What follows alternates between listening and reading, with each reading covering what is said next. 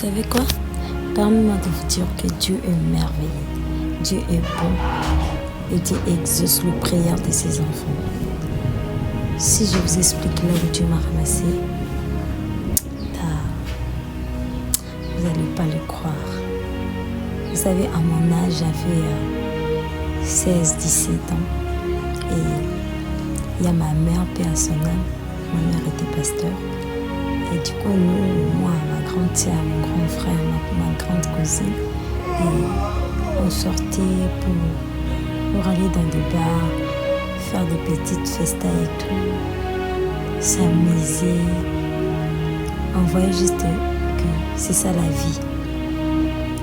Et quand on faisait ça, on se disait, même si on le fait, notre maman est pasteur, voilà.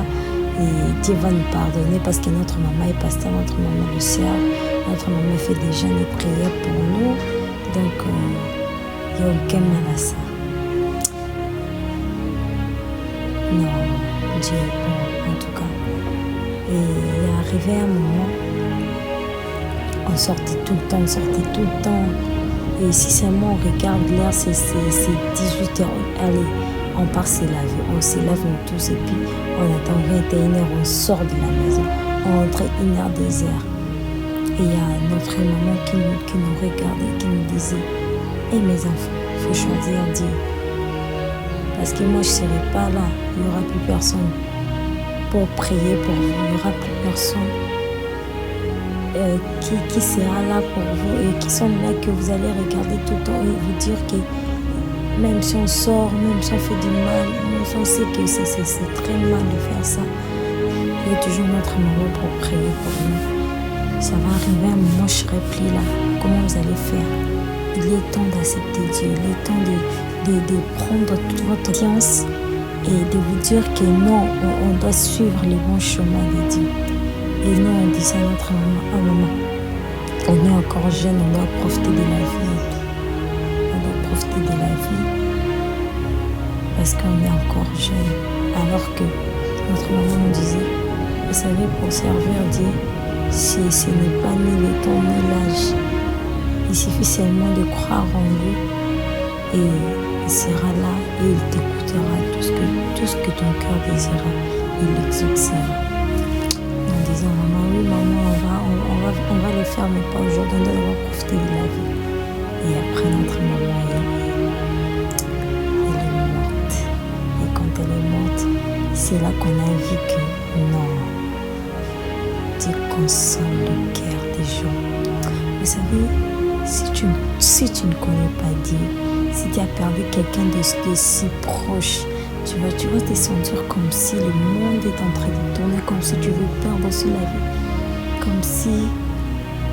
comme s'il n'y a personne, comme un vide, quoi. Mais je vous dis, quand notre maman était dans le coma, et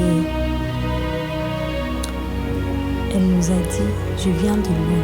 Quand elle s'est réveillée, je viens de loin, je vous ai pris très loin. J'ai vu quelqu'un qui vous a mené avec lui. Et moi, je vous ai récupéré.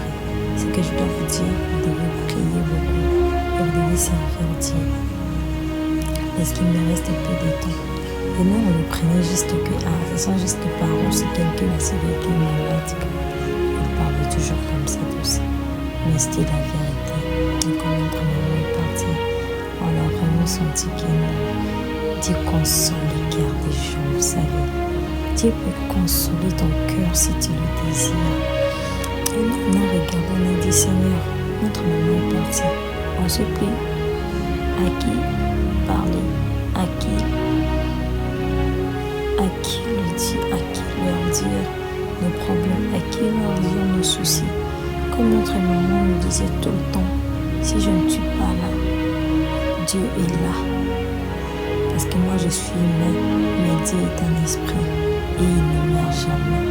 Peu importe les circonstances, peu importe les problèmes que vous avez, consultez Dieu, car il est le Père des nations, il est le Père de tout, donc il attend tout, il exauce tout. Peu importe le temps que ça prendra, Dieu exaucera. On s'est tourné vers moi et mes frères et on a prié. Seigneur, si vraiment c'est toi qui as permis que notre maman rend l'âme, console-nous.